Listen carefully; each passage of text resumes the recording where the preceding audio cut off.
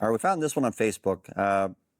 The contractor said, having trouble coming up with the appropriate wording to counter an adjuster, saying that because the customer didn't have code upgrade coverage, that they don't have to pay for a full replacement, even if the repair scope is illegal.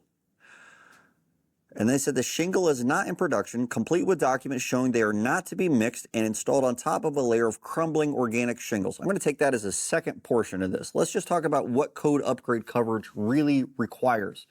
When you're talking about code upgrade coverage, that is to bring a property up to a new code or cover an increased cost that's caused by some kind of an enforcement action that has happened from a local government.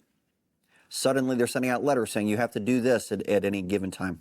So if you're bringing the property up to code and it's not currently there, then that's an increased cost caused by an enforcement of an ordinance or law.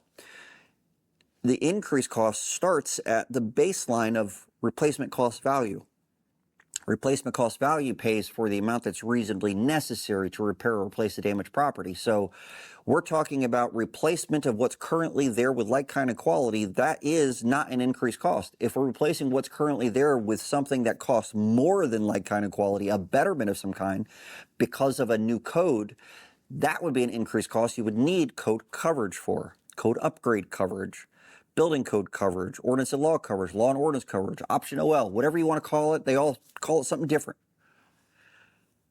But coverage A, or dwelling coverage, covers compliance with code. And compliance with code involves making repairs that don't leave the property in worse condition than before the repairs were undertaken. When you make repairs, it has to be in a repairable condition. If it is repairable, then the amount that the carrier would owe for is the least of the following: the cost of doing the repair or cost of doing a replacement. If the repair isn't possible, then the cost of doing a repair ends up being a lot more than replacement because you're replacing a whole bunch of individual shingles on a per shingle basis, which ends up being very costly. So when we say something's not repairable, we're meaning that it isn't feasible to repair that because it would cost more to do so. It would cost less just to replace, or it's in a condition where it just cannot even be remotely thought of as being repairable. So there's a lot of different things there. Code upgrade coverage is not required.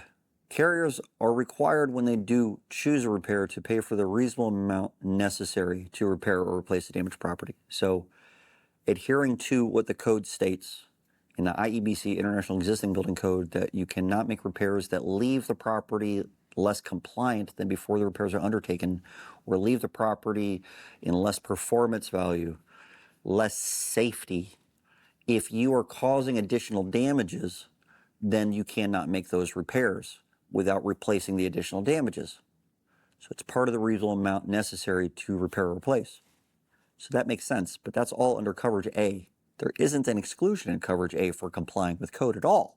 There is an exclusion for increased cost caused by an enforcement of a new building code or a literal governmental action where they send you some kind of an enforcement that you weren't expecting.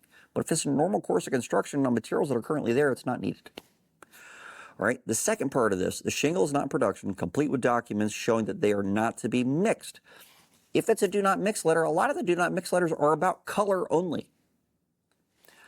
Manufacturers will often change the color combinations or change the granules or the quarry they're getting different things from in order to change their production line on what color is going to be there. So they'll have do not mix letters. We're not going to mix this lot with that lot because the colors are slightly different and it's going to be obvious. And do not mix letter will be spit out for that. Do not mix letters also are for compatibility concerns. But not every do not mix letter is the same. Just because there's a do not mix letter doesn't mean that there's an incompatibility concern. If the shingles are not compatible with the rest of the roof, the stuff that's in new production, then you need to point out what the incompatibility is. Either it's a different size, the sealant location has changed, or the nail zone has changed. Those are the only three things that we're talking about for compatibility concerns with asphalt shingles. If it's not one of those three things, then it's really just an aesthetic issue. And you need to be in a matching state, or you need to have a matching policy or something along those lines. And then it says it's installed on top of a crumbling organic shingle.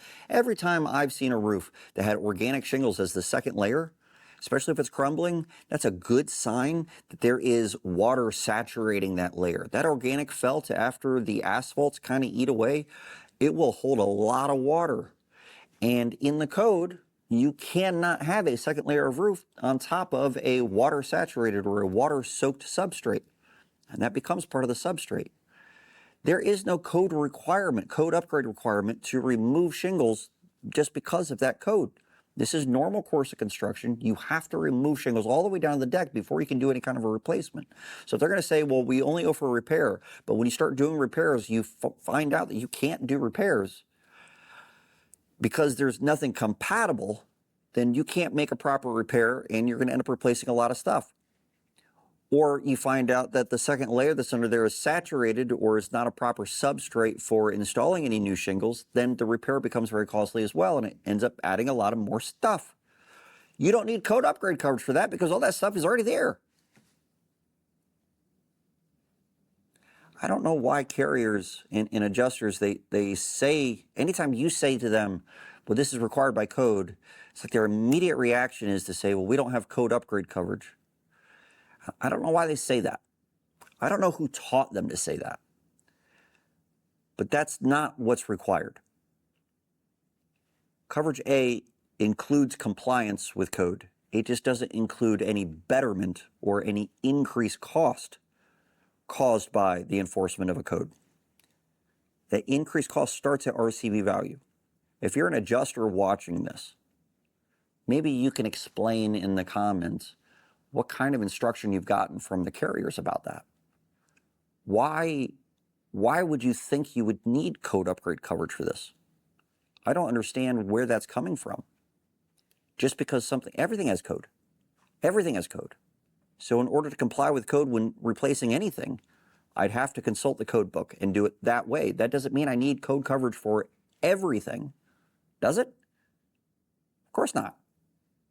Then code coverage would have to be more than coverage A's value. It's ridiculous. So if you're an adjuster watching this and you could shed some light on why carriers want to say that, I'd really appreciate it. Put it in the comments. If you've had this argument from adjusters many times before, put that in the comments too.